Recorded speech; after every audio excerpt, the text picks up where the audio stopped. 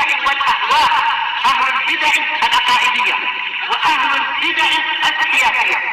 نقول بيننا وبينكم السلف، بيننا وبينكم الكتب، كان فيقول البدع بيننا وبينكم. Bismillahirrahmanirrahim. Alhamdulillah wassalatu wassalamu ala Rasulillah wa ala alihi wa sahbihi wa man walah, ma ba'd.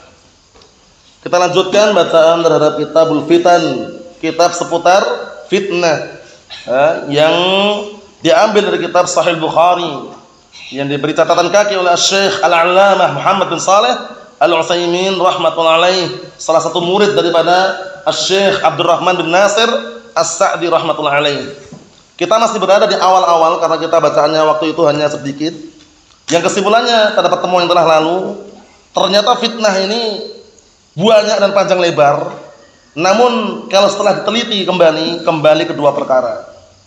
Kembali ke dua perkara. Apa itu? Fitnah syubhat, fitnah apa? Syahwat. Dah itu aja.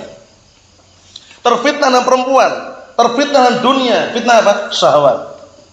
Terfitnah dengan kelompok hizbiyin, kelompok sesat, kelompok hizbiyah, kelompok khawarij, kelompok mu'tazilah, kelompok maturidiyah. Sebabnya apa? Syubhat. Ada enggak obatnya kira-kira? Kita katakan na'am. Obatnya adalah ilmu. Ilmu. Dengan adanya ilmu akan terlahirkan di situ apa? Al-yaqin bidus syak. Belum.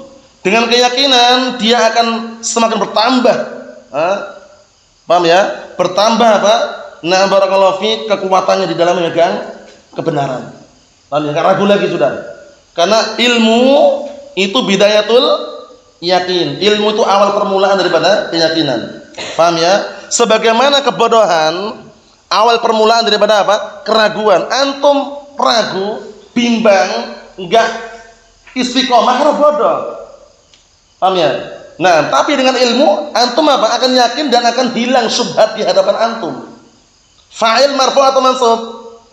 Marfu. Masa sih marfu? Fa'il ada juga yang mansub majrur. Enggak marfu. Kalau antum istiqomah, barakallahu fiik, paham ilmunya, paham kaidahnya, antum enggak akan terjebak di situ. Setiap fa'il marfu, na'am. Paham ya? Tegas itu karena dia tahu ilmunya. Tahu kaidahnya itu.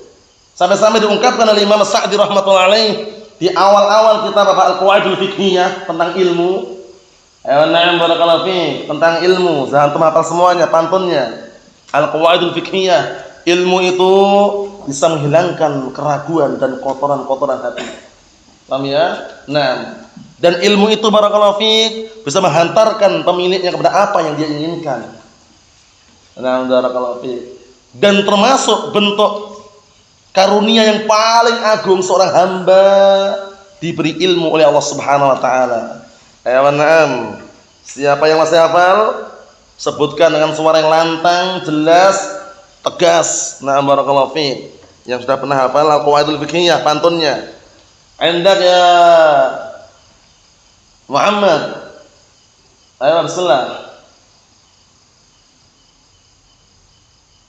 I'lam.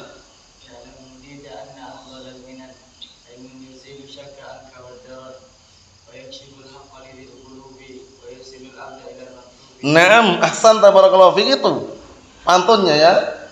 Enggak panjang, enggak pendek tapi simple. Masya Allah. I'lam hudita anna afdalan minan ilmun yuzilu syakka anka wad-daran wa yakshiful haqalidil qulubi wa yusilul adda ilal matlubi. Pantunnya mudah dihafal bagi yang dimudahkan. Iya kan? Nah, dalam kitab Al-Qawaidul Fiqhiyah. I'lam hudita anna afdalal minan, ketahuilah semoga engkau diberi petunjuk. Sesungguhnya sebaik-baik karunia ilmu. Antum dikasih karunia, pemberian oleh Allah Ta'ala yang paling mulia ilmu, bukan harta. Makanya Rasulullah SAW ketika minta tambahan apa yang diminta? Harta atau ilmu? Ilmu. Rabbi zidni ilman. Ya Allah, tambahkanlah kepadaku ilmu, bukan harta. Harta bisa dicari. Dan harta itu kan habis. Tapi kalau ilmu, Masya Allah, warisan yang tidak akan habis. Sampai nanti hari kiamat, barakallahu fiik, mendekati hari kiamat, antum cari ada terus ilmu.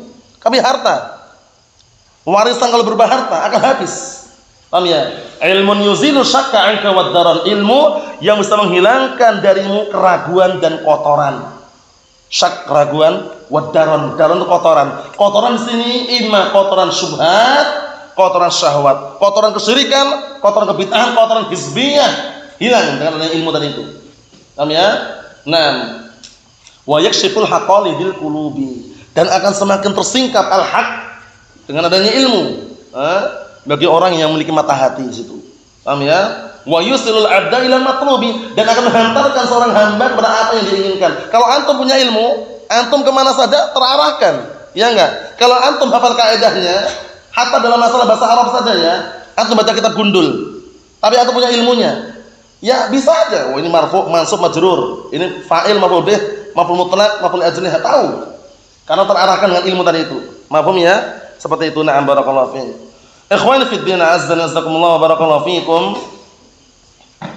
Naam, jadi yang namanya ilmu adalah sesuatu yang sangat berharga dan keutamaan atau karunia yang paling besar yang Allah telah berikan kepada seorang hamba. Naam, barakallahu fiikum, seperti itu. Allahul musta'an. Naam.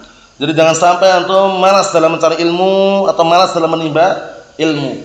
Senantiasa barakallahu fiikum motivasi diri kita senantiasa berupaya, berusaha semaksimal mungkin untuk menimba dan mencari ilmu, kemudian mengamalkannya.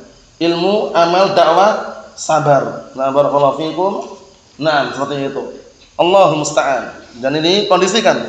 Karena di akhir zaman ini banyak orang yang sekarang malas mencari ilmu. Alasannya di medsos sudah ada katanya. Semua permasalahan sudah dibahas sama Syekh Al-Allamah Google katanya. Allahul musta'an. Akhirnya orang mau belajar malas gitu loh. Paham ya? Datang majelis ilmu juga malas, katanya di Google tidak ada. Lah kalau ada kuotanya, ada pulsanya, ada listriknya. Lah kalau mati, nggak ada kuota, nggak ada pulsa, bingung. Paham ya? Barakallahu fiik. Jadi nggak bisa haddatsana Google, nggak bisa.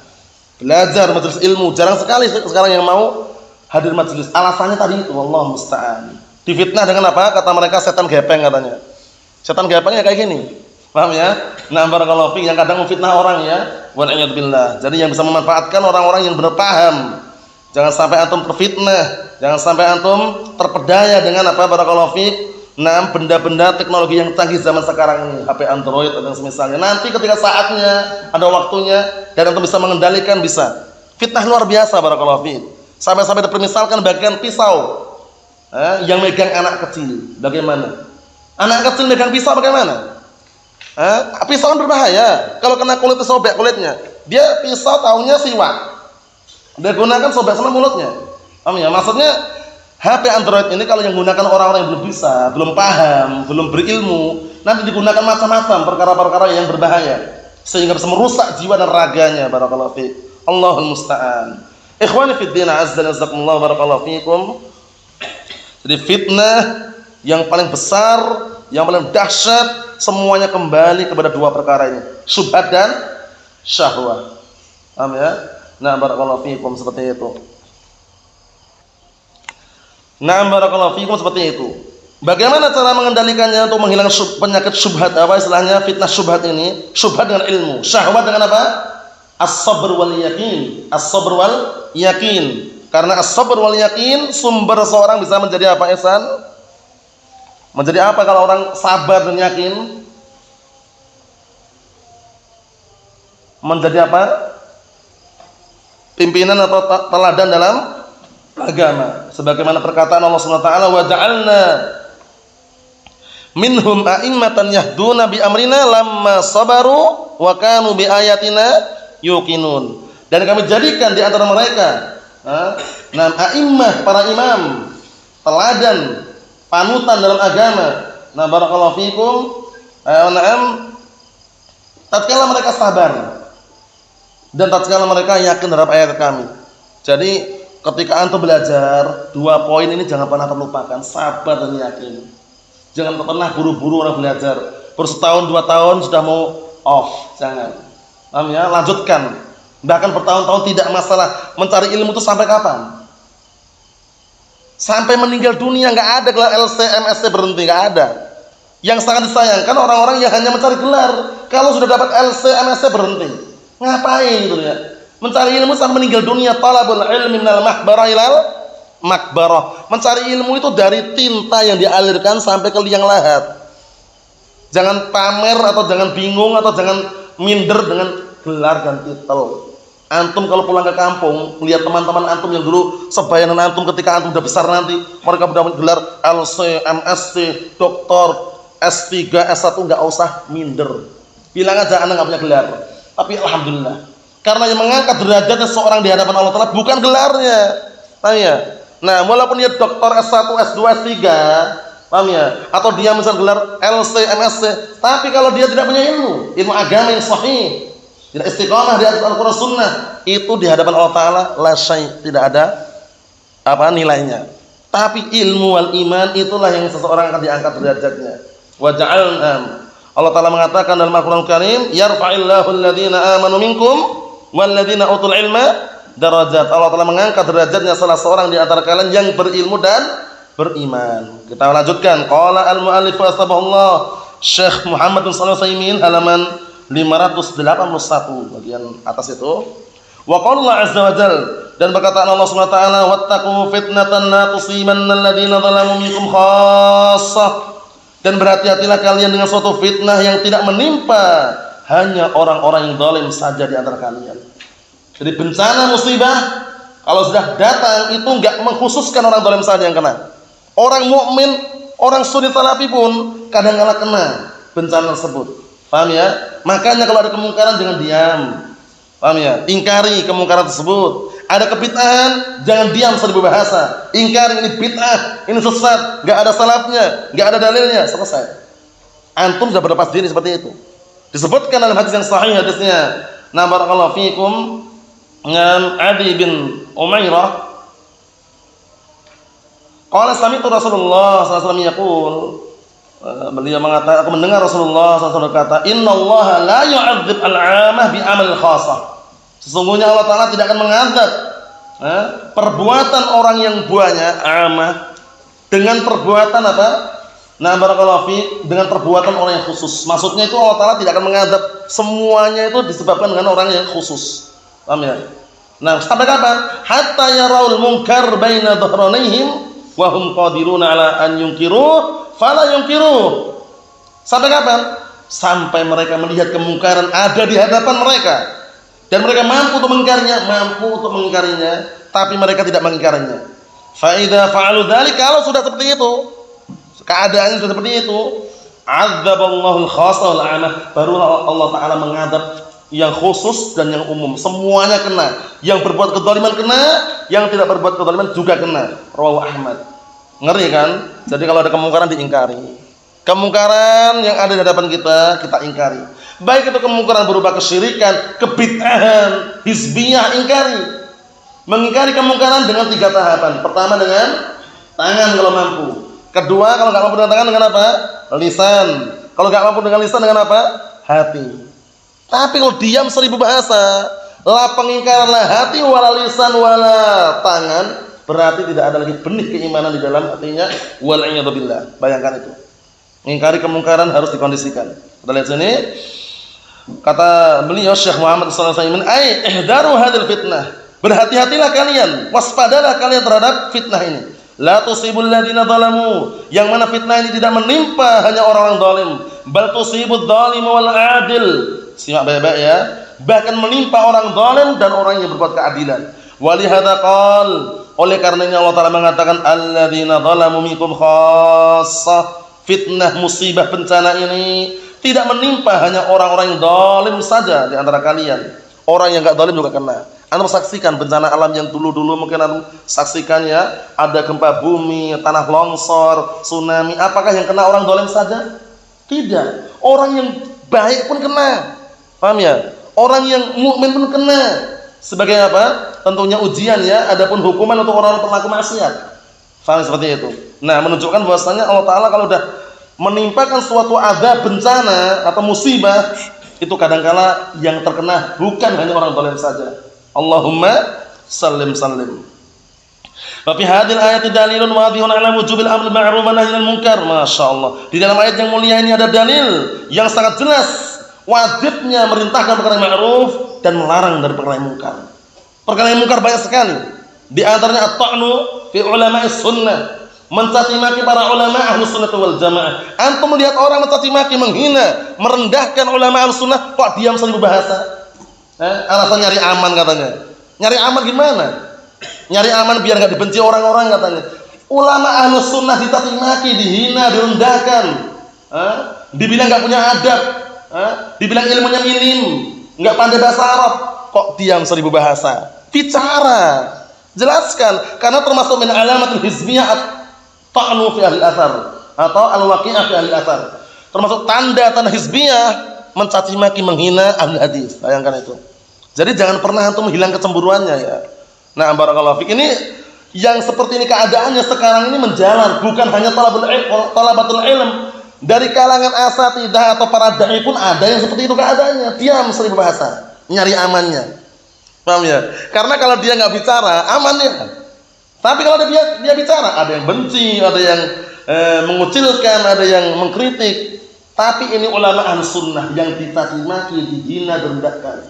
Sebagai seorang dai Allah, bela ulama sunnah tersebut. Bukan semata-mata ulamanya, tapi kadar berpegang teguhnya dengan Al-Qur'an dan As-Sunnah. Itulah bentuk ingkar mungkar. Kalau sudah nggak ada pengingkaran bagaimana coba? Allahumma musta'an. Lihat lagi. Wa annal insana la yaslam min syarri ghairihi idza kana lam yakun bil wajib alaihi. Masyaallah, ngeri. Dan bahwasanya seorang itu tidak akan selamat dari kejelekan orang lain, dari kejelekan sebab orang lain apabila dia tidak menegakkan kewajiban ini, yaitu ingkar mungkar. Fal wajibu an nattaqiya hadil fitnah. Makanya wajib kita semuanya berhati-hati, waspada terhadap fitnah ini.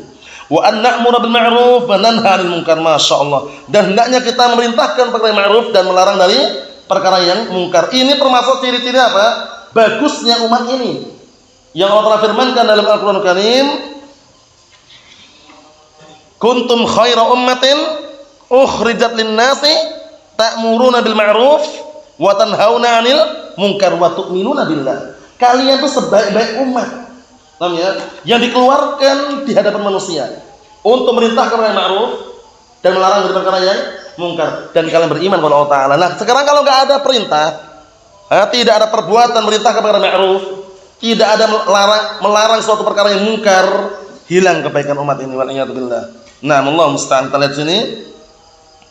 Fa in qala qailun, kalau seandainya ada yang berkata, kaifa najma' baina hadhil ayah wa qaulillahi 'azza wa jalla wa la taziru waziratu wizra ukhra. Ini penting ini. Kita latihan menggabungkan, mensinkronkan, mengkondisikan suatu dalil yang seakan-akan dalilnya kontradiksi, bertabrakan. Kan sudah kita lewati tadi. Kalau Allah Ta'ala sudah menurunkan suatu musibah atau bencana, itu enggak pandang bulu. Yang zalim juga kena, yang mukmin pun juga kena, yang saleh pun juga kena. Terus bagaimana mensinkronkan dengan ayat ini? Wala taziru waziratu wizra ukhra. Dan tidaklah orang yang berbuat dosa itu memikul dosa orang lain. Yang ini enggak berdosa kok kena juga ya? Berarti dia mikul dosa orang lain. Seakan-akan gitu, seakan-akan ya.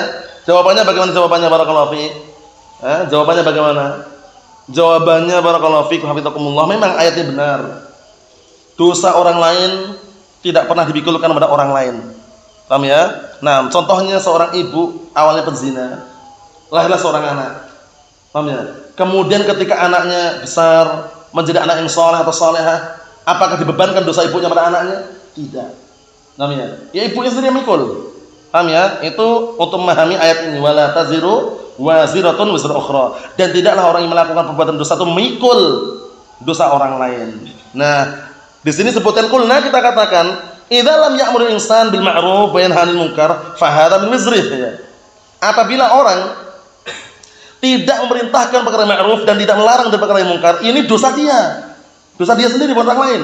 Li'annahu ma'murun an ya'mura bil ma'ruf, karena dia diperintahkan untuk memerintahkan perkara yang ma'ruf, wa yanha 'anil munkar, dan juga apa? Melarang dari perkara yang mungkar. Fa idza lam yaf'al kana wizran. Kalau seandainya dia tidak melakukan hal tersebut, maka itu adalah suatu apa? Wizron, suatu apa? Dosa. Walau annahu, disimak baik-baik kitabnya itu ya. Walau annahu amara bil ma'ruf wa nahaa 'anil munkar la salima. Masyaallah. Kalau seandainya dia merintahkan perkara yang baik, ma'ruf, dan melarang dari perkara yang mungkar, la salima, selamat dia.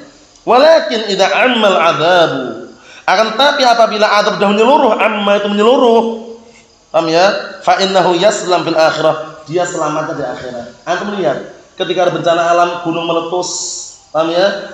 Kemudian tsunami, kemudian gempa bumi, kadang-kala orang-orang mukmin, bahkan orang sunni salati kena kan? Itu di akhirat selamat mereka. Di dunia mungkin merasakan sebagai ujian ya, tapi barakallahu fi, di akhirat mereka selamat. Nah, orang-orang kafir, orang-orang ahli ma'asi, azab buat mereka. Wal a'yadu billah. Kata beliau barakallahu fiik, wa yakunu ma hasala minal adzab takfiran li sayyi'atihi masyaallah. Dan menjadilah apa yang terjadi berupa azab yang menimpa seorang mukmin tadi itu sebagai penggugur dosa-dosa kecilnya. Wa qaul Bukhari, ini yang terakhir, wa qaul Bukhari, dan ucapan Imam Bukhari rahimahullah taala. Imam Bukhari siapa namanya barakallahu fiik dan siapa kunyahnya? Imam Bukhari Jabal Hifdz, gunungnya hafalan. Barakallahu fiik, diakui siapa nama beliau dan siapa kunyahnya. Andaka Muhammad Imam Bukhari, masmu Muhammad Ibrahim, kunyahnya dulu. Abu Abdullah Muhammad bin Idris, Muhammad bin Ismail, naam. Abu Abdullah Muhammad bin Ismail Bukhari. Nah, beliau ulama Ahlussunnah, bukan dari Arab. Bisa jadi ulama, bayangkan ini. Jadi jangan sampai terpetik di benak antum, ulama harus dari Arab, enggak harus. Imam Bukhari dari Bukhara, daerah Rusia sana ya. Naam. Apa kata beliau? Wa ma kana an-nabiy sallallahu alaihi wasallam yuhadzir minal fitan, masyaallah. Dan dahulu Rasulullah sallallahu alaihi wasallam senantiasa memperingatkan dari fitnah-fitnah yang ada. Jadi mempelajari fitnah itu bukan tercela. Jangan sampai antum menat doktrin enggak mau, jangan belajar fitnah, sibuk ngurusi fitnah. Nah, kita katakan ma'rifatul fitan minal ulum syar'iyyah. Mengenal fitnah-fitnah termasuk apa? Ilmu yang syar'i. Mengenal kelompok Jahmiyah, mengenal kelompok Mu'tazilah, mengenal kelompok Khawarij, mengenal kelompok barakallahu fiik Maturidiyah, Asy'ariyah. Ilmu atau bukan? Ilmu lah. Kalau antum enggak kenal mereka, dikhawatirkan terjebak dan ikut aliran mereka. Jadi kalau mengenal fitnah itu bukan berarti dia sibuk dengan fitnah, bukan. Paham ya? Mengenal fitnah tujuannya agar tidak terfitnah. Inna sa'ida laman junnibal fitan. Orang yang bahagia, orang yang dijauhkan dari fitnah. Bagaimana orang dijauhkan dari fitnah kalau enggak mengenal fitnah? Bagaimana orang dijauhkan dari jalan yang lubang kalau enggak tahu lubangnya? Kan itu. Dia tahu lubangnya, ini lubang jelek jalannya, baru berhati-hati. Dia tahu dulu fitnah, wah ini bahaya, lompat sesat, hati-hati. Karena tahu fitnah tadi itu. Jangan sampai antum terkena doktrinnya, jangan belajar fitnah, dikira fitnah, sibuk dengan ilmu. Mempelajari fitnah, paham ya? Mempelajari kelompok-kelompok sesat itu termasuk ilmu. Paham ya? Sehingga kita bisa waspada, berhati-hati dan tidak terjerumus di dalamnya. Qala al-mu'allif rahimahullah, kana alaihi salatu wassalam qad haddara ummatan minal fitan. Dahulu Rasulullah SAW memperingatkan umatnya dari fitnah-fitnah, wala siyama fitnatud dajjal. Terlebih-lebih lagi fitnah dajjal yang akan datang nanti di akhir zaman. Sudah ada sekarang, cuma nanti di akhir zaman muncul dajjal. Berapa hari? 40 hari. Tapi ngeri. 40 hari terjadi huru-hara, keributan. Dajjal menguasai orang-orang yang lemah. Para wanita paling banyak pengikutnya. Orang Yahud juga pengikutnya paling banyak. Paham ya? Dajjal punya surga dan neraka. Surganya Dajjal, neraka bagi orang mukmin. Nerakanya Dajjal, surga bagi orang mukmin. Dajjal barakallahu fik 40 hari berkuasa. Paham ya? Hari pertama seperti setahun. Hari kedua seperti sebulan. Hari ketiga seperti sepekan. Hari berikutnya seperti hari-hari biasa. Dajjal. Paham ya? Nah, memiliki barakallahu fikum ciri-ciri di antaranya orang mukmin bisa melihat barakallahu fik di jidatnya atau antara kedua matanya ada tulisan kafir. Paham ya? Barakallahu fikum. Kemudian Dajjal matanya yang sebelahnya picak, rusak seperti anggur busuk. Paham ya? Seperti itu. Nah, tapi fitnahnya ngeri. Fitnahnya ngeri ya.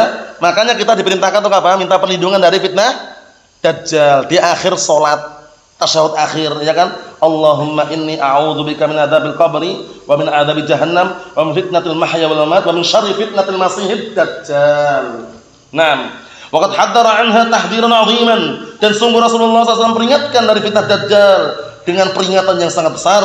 Wa wasafa dajjal bil wasfil ladzi yantabiq alaihi tamaman, dan Rasulullah mensifati dajjal dengan sifat yang benar-benar ada, terterapkan secara sempurna. Seperti ini, dan akan muncul nanti di akhir zaman. Allahumma sallim sallim, nasallahu alaihi wasallam, alhamdulillahirabbil alamin.